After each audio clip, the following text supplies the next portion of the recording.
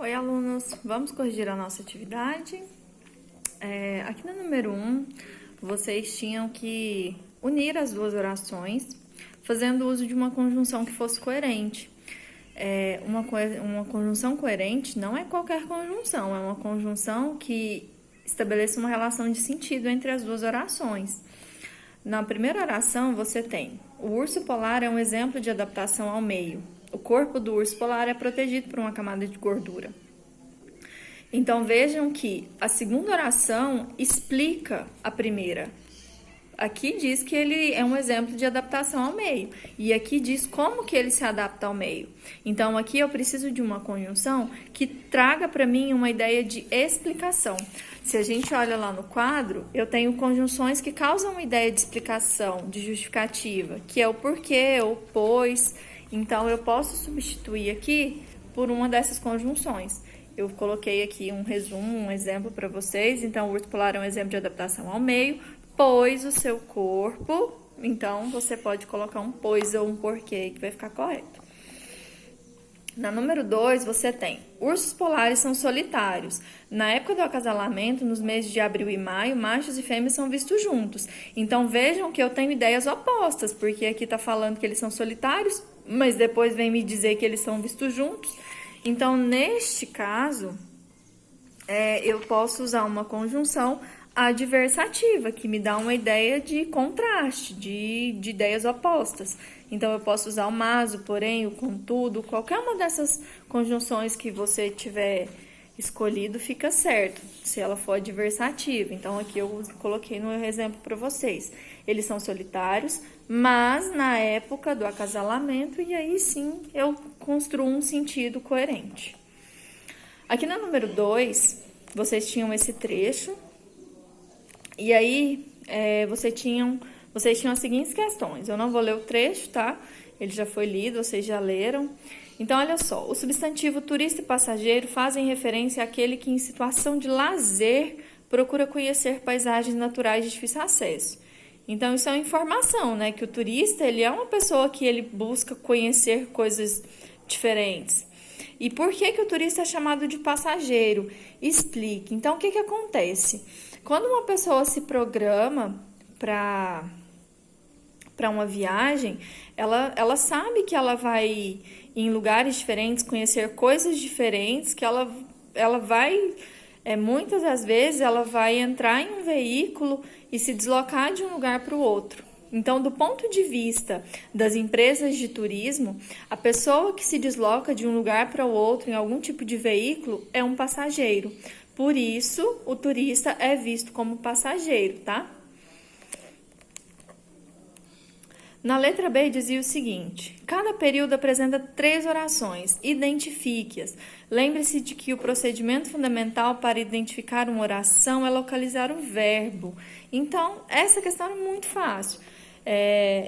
Vocês aqui nesse trecho tinham 2 períodos. O primeiro começava aqui e terminava aqui, né, no percurso, e terminava no interior, né? E depois o segundo período começava em passageiro e terminava em vida. Então, o que vocês devem fazer? A sua resposta, ela deve ser da seguinte forma. Você deve colocar aí, ó, no primeiro período. Aí você tem a primeira oração. Você pode separar aí só com os verbos. Segunda oração e a terceira oração. Eu quero que vocês separem assim, porque eu quero que fique organizado, tá? Então, vamos lá. Primeira oração. No percurso, o turista atravessa rios, barreiras naturais e brejos. O verbo é atravessar. Essa é a ação que o turista desempenha. Atravessar. Então, essa é a primeira oração. Vai lá no percurso e termina em brejos. Você pode usar o verbo como sinalizador, tá? Então, você pode preencher aí que a primeira oração é a oração que está o verbo atravessar. A segunda oração é essa daqui, ó. Passa por estradas de barro molhado, terrenos pedregosos. Então, essa é a segunda oração. Então, ele passa, é a oração que refere-se ao verbo passar. E depois a terceira oração é a do verbo encontra. Encontra cachoeiras, mirantes e vai até o final da frase. Então, a terceira oração é a oração que corresponde ao verbo encontrar. Se você copiou as orações, melhor ainda. Aí agora você tem que ir lá no segundo período. Segundo período. E aí, de novo, você coloca a primeira, a segunda e a terceira oração. Lá no segundo período, você tem o passageiro interage com o meio. Interagir é o verbo. Então, a primeira oração refere-se ao verbo interagir. A segunda oração refere-se ao verbo conhecer. Conhece a história. Então, aqui, segunda oração do verbo conhecer. E, por fim, a terceira oração refere-se ao verbo levar. Leva para casa muitas fotos. Então, essa é a terceira oração do segundo período. Eita. Escrever, falar e gravar ao mesmo tempo é uma loucura. Então, vamos lá. Letra C. Como estão articuladas as orações em cada período? Gente, quando fala em articulação, quer saber se é por conjunção ou por justaposição.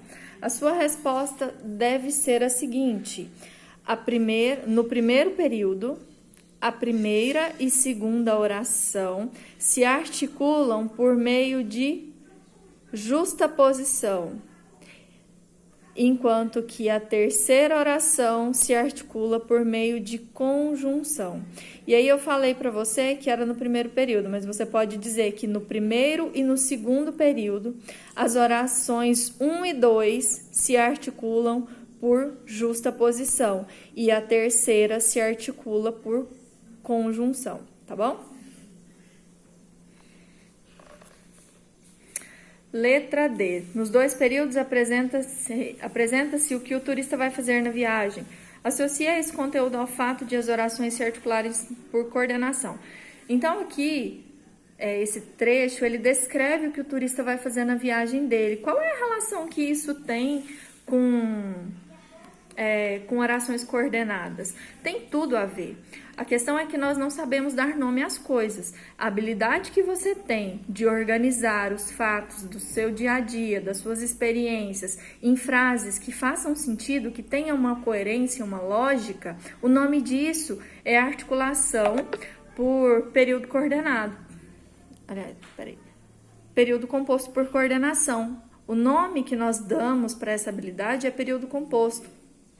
Portanto, a relação que há entre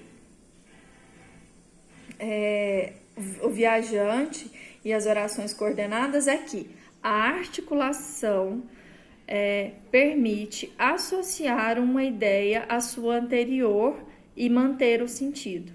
Essa é a sua resposta.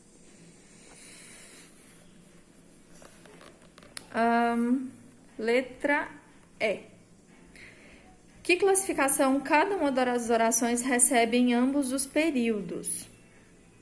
Classificação quer saber se essas orações são coordenadas sindéticas ou assindéticas. Nos dois períodos acontece da mesma forma, então você pode dizer que nos dois períodos, a primeira e a segunda oração se articulam por... se classificam como orações coordenadas assindéticas. Já a terceira oração se articula por meio de conjunção, portanto, ela é uma oração coordenada sindética aditiva, tá bom? Então, a primeira e a segunda, nos dois períodos, tá? Nos dois períodos, a primeira e a segunda são assindéticas e a terceira é sindética aditiva. Número 3. Você deveria associar as conjunções com a sua classificação. Então, você tem aqui, na letra A, ela fala muito e não diz nada. Então, vejam que eu tenho ideias opostas. Então, nesse caso, eu tenho um contraste. Letra B. Fique quieto. que eu estou falando. Então, aqui na letra B, nós temos uma explicação. Eu estou dizendo por que é que você tem que ficar quieto. Fique quieto, que eu estou falando, porque eu estou falando, tá bom? A água potável é escassa. Devemos, pois, usá-la com parcimônia. Então, aqui eu tenho uma ideia de conclusão. A água é pouca e, por isso, eu tenho que usar ela com consciência, tá certo? Então, é uma ideia de conclusão. Letra D. Essa substância não só alivia os sintomas, mas também auxilia na sua prevenção. Então, veja aqui que eu tenho ideias de adição, não só, mas também. Então, eu estou adicionando informações. Portanto, a ordem aí que vai ficar é a seguinte: a letra A é a 2, tá? A letra A é a 2. A letra B é a 4. A letra C vai ficar a número 3. E a letra D, a número 1, tá bom? Depois, por fim, leia o provérbio chinês. Quer a faca caia no melão, quer o melão caia na faca, o melão vai sofrer. Então, olha a pergunta. Escreva com suas palavras um possível significado para esse provérbio. E aí, hein? O que você entendeu? Se você entendeu que, independente da situação, a parte mais fraca é a que sempre sofre, você entendeu corretamente, tá? A parte mais fraca, no caso, é o melão. Então, não interessa a situação. O melão vai sofrer, então os mais fracos sempre sofrem. Qual é a conjunção presente no provérbio? Que sentido ela expressa? Então, quer a faca, quer o melão. Então, eu tenho uma ideia de alternância. Então, hora um, hora outro. Tá certo? É isso. Corrija a tarefa, mande foto pra mim. E tchau, tchau.